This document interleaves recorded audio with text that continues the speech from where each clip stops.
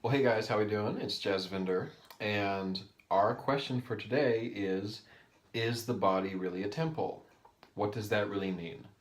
And if you've noticed from these videos, something that I'm actually quite fond of doing is going and finding these figures of speech that have become sort of a little bit empty, maybe more like a platitude because of being overused. And these are things that really have very deep meaning, and they've been lost through the sheer frequency of their appearance in sort of common popular informal speech. So that was a big part of what the gratitude blog was about. Was gratitude isn't about just be grateful and think about people who have less than what you have. So obviously I went into that on that video and in that blog, and what we're talking about now is when people say the body is a temple. So I find that what people usually mean when they say that, because I think you get a picture that comes to mind right away. And I think of somebody who is maybe on their way back from a Pilates class and they're tearing into some kale salad and they're saying the body's a temple. And that's great. I have nothing against doing Pilates. I have nothing against eating kale. I have nothing against spandex, I guess. But when all you really mean is that you maintain your health and that you eat right and that you exercise and maybe you get massage therapy or maybe you do other kinds of things to take good care of yourself. You get plenty of sleep. You don't overeat, but you eat enough, right? So you're just taking care of your body, which is wonderful, and you absolutely should do that. And there's all kinds of very obvious benefits, not just to your health physically, but to your personality. And I would really contend to you that maintaining yourself physically has really positive effects on the kind of person that you are. And that's actually very simple. I'm just going to explain that because as I'm trying to reclaim this expression, the body is a temple, and move it back from over here where it's sort of meaningless and a bit of a platitude to over here where we really get what it really means, and it opens our eyes to something. I'm not debunking, right? I'm sort of reclaiming. So, nothing wrong with what people are indicating when they use that expression. If you take good care of yourself, if you detoxify your nerves, your muscle tissues, your internal organs, you keep yourself well hydrated, you keep yourself well alkalized, you develop your muscles so that your back doesn't get compressed. Compression in the spine causes all kinds of problems, and most people have some degree of it. When you have plenty of oxygenated blood and you're hydrated, and you're not stressed out all the time, then that helps your personality. It doesn't just help you live a long time. You might live a long time, and other people will be happy to see you stay around. Okay, so because stress is very degenerative to your personality. So eating the right kind of food, getting the right kind of sleep, getting the right kind of exercise, stretching, improving circulation, alkalinity, these things are good for your personality because stress is bad for your personality. Stress makes you tunnel visioned, it makes you selfish, it makes you reactionary, it makes you no fun to be around, which we all understand. So that's great, but that's just taking care of yourself. I think everything should be maintained with some kind of respect and care and loving attention. But that's not enough to make it a temple. I think you would agree that not just any building that's maintained nicely is a temple. A temple is a building where something is worshipped. So when we say the body is a temple, that's where we're starting from. That there's some kind of act of worship happening inside of the body. Now, a temple isn't a place that's used to worship something that's not represented inside the temple. There's always some representation. Now, there are lots of different spiritual practices that are not very iconographic, like in Judaism, they don't show an image of God, right? Same with the Sikh religion, same with Islam.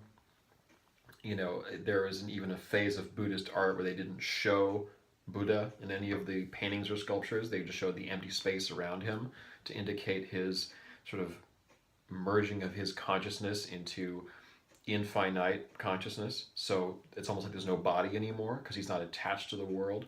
So there are lots of cultures that don't show an image, but there's always a place where your attention is directed, and it's inside.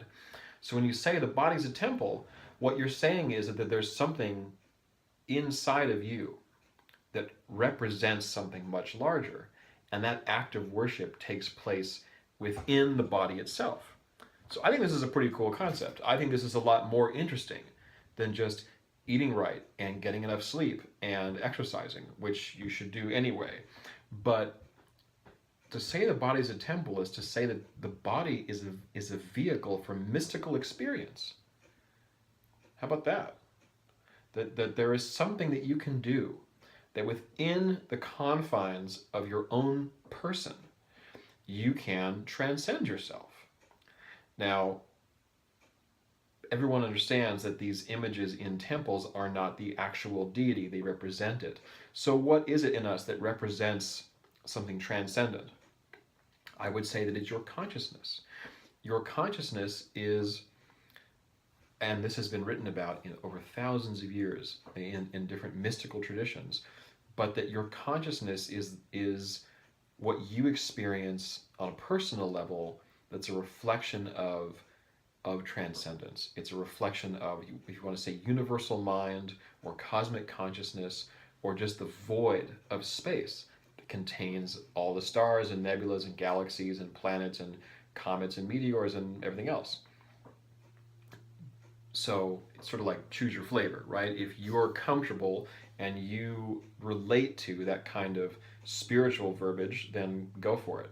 But if you're more of a rational, scientific kind of person, you guys are perfectly welcome here. I'm sort of more wired that way myself, and then I explored spirituality and kind of just mushed them together without sacrificing from one or offending the mentality of the other, which is a big part of what these videos are about, actually. So more on that later. That's a digression.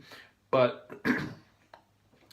consciousness is about space, because everything that you can perceive through your senses and everything that you can conceive with your ideational mind, memories of the past, anticipations of the future, anything that's just being thought about, or notions and concepts, these are all objects of consciousness.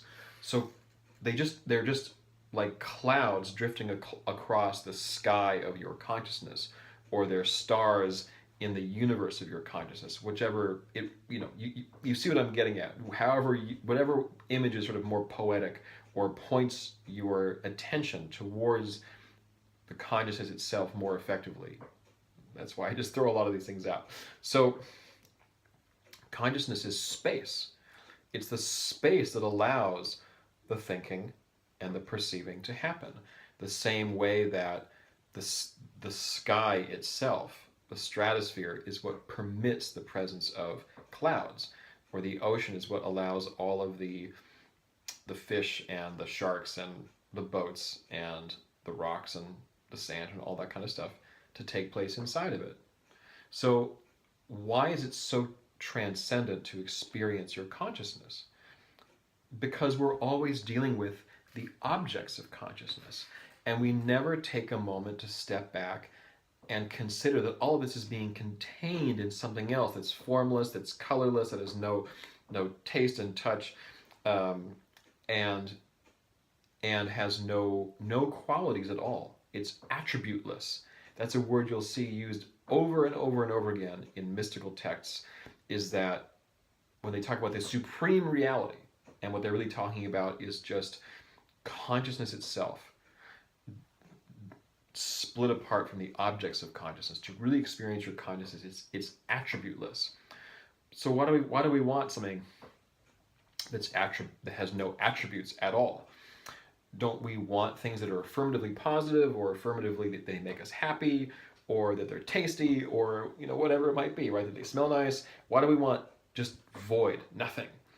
Because if all you know are the objects of consciousness, and that's your entire world, and you have never experienced or thought about anything outside of that, then you do get tunnel visioned. You do shrink down to this world of stuff.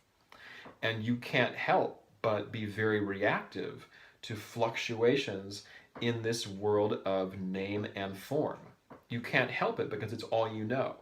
It's not even a negative thing. It's sort of like how many fish are really aware of water? How many birds are really aware of the air? They're always traveling through it, and they're always interfacing with the other objects within their space, but nothing about the needs of their survival or reproduction or eating or running away from predators or anything like that will ever draw their attention to the water itself or to the air itself. Always their attention is being drawn to the objects in their environment. So to go beyond your reactive nature, you have to tap into something that does not demand a response from you. All it's doing is providing the space for all the drama to play out. It's like taking an awareness of the page upon which the words are written, or the stage upon which the drama is being played out. What that does is that gives you perspective.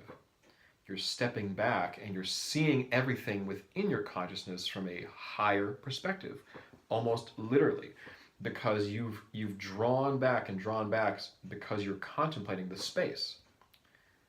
You're contemplating the space itself, and I'll tell you from experience, and it would be hard to really explain why, especially extemporaneously, but when you withdraw from the world of sort of all these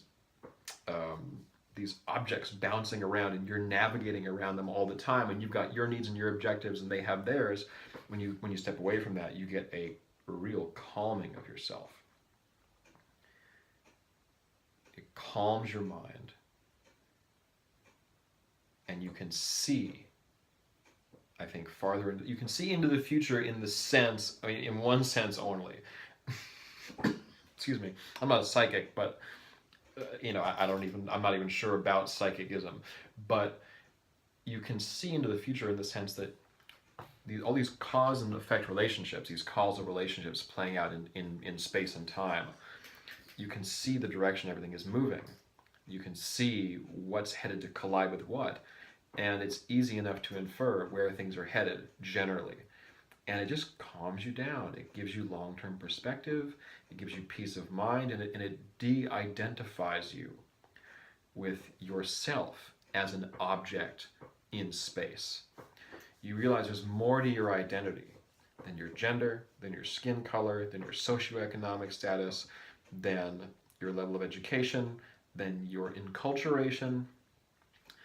Because this consciousness, this space that contains all of those things, which still exist, that also is part of you, because you can experience it inside of yourself. You're not seeing it out there. You're not looking, going, oh, there's my consciousness, that's nice.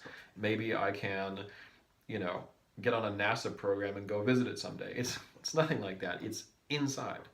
But it's not an object of your senses, and it's not really an idea either, because you can't picture it. All you can do is aim for this empty space in between the thoughts, and everything just calms down and just really settles. And you settle, maybe for the first time in your life. And that's called an expanded experience of personal identity. And it's extremely liberating. Meditation is the most systematic method of cultivating a relationship with that part of yourself.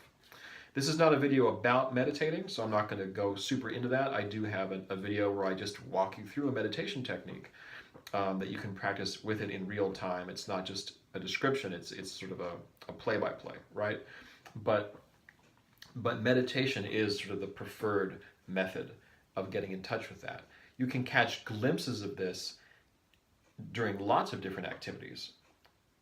During even people who go for a jog, they get totally clear-headed. They call it it's not just a runner's high. It's like when you do this mechanical repetitive motion long enough, that your mind or your awareness is just freed up to just leave watching over this motion because it's so repetitive, and you really do get this bigger picture, right? So it's a very healing kind of experience to do that. The more often you do that, the more you are literally keeping things in perspective because you're standing back. If I go right up to that camera, which I'm not going to do, or if you think about being an inch away from a painting or a mosaic, it just blurs and it's totally indistinct and you can't really tell what you're looking at anymore. So perspective literally means enough distance. The more distance you have, the greater perspective you have. Perspective and distance are almost synonymous in a certain respect. So it's something that I think everybody owes themselves because it's a fundamentally healing experience. I don't like to make lifestyle prescriptions like everyone's got to go meditate or everyone's got to go listen to Maurice Ravel's piano music just because I like it. You know, good for you if you like it too. Doesn't mean we can like go out or something. But meditation, there's lots of different ways of doing it. There's lots of different practices and lineages and techniques. But I really would say find something that speaks to you if you're even receptive to the idea, because it gives you a relationship with a part of yourself that just can't be analyzed and it can't be subject to an agenda. And to have something inside of you that you really do experience that's on that level it's wonderful. It's one of the most glorious experiences of my life, is that I spent many years really cultivating that relationship with consciousness itself. And that just continues to serve me, years later. I still do these things, but not the way that I used to. I used to go really intense about it. And I put in my time. I put in 6 to 8 hours a day of this stuff for many years. And, you don't want to do that forever unless you really are like a monk type person. But what it does is it allows this sort of flowering of the expression of your authentic self very easily. Because again, that distance allows you, I think, a tremendous acceptance of who you are. Because again, you see all of it. You're not so up close that your little faults and little flaws and little idiosyncrasies seem so dramatic and so limiting or so damaged or so damaging, or that you're not so puffed up with yourself. You just step back from all of it. You see it in this, it's sort of looking at a fishbowl almost, and you go, okay, so this is who I am, and then you just create from that place. You just allow that to come out in a very, I think, in a very gentle and authentic and organic kind of way. So that's really what it means when you say that your body is a temple, is that you tap into your consciousness with nothing else but your own body. That when you sit still and you calm yourself and you slow your breathing and you close your eyes and you focus inward, that you get these glimpses. And those glimpses only stabilize and increase in their duration. And you have this experience of transcendence within your own self. And now, legitimately, you can say that the body's a temple. So guys, thank you very much for your time. My name is Jasvinder. I hope this video has served you. Please feel free to share this to social media if you found it inspiring. And we'll be back again soon. We do these all the time, and we'll be sitting down like this again in the near future. All right.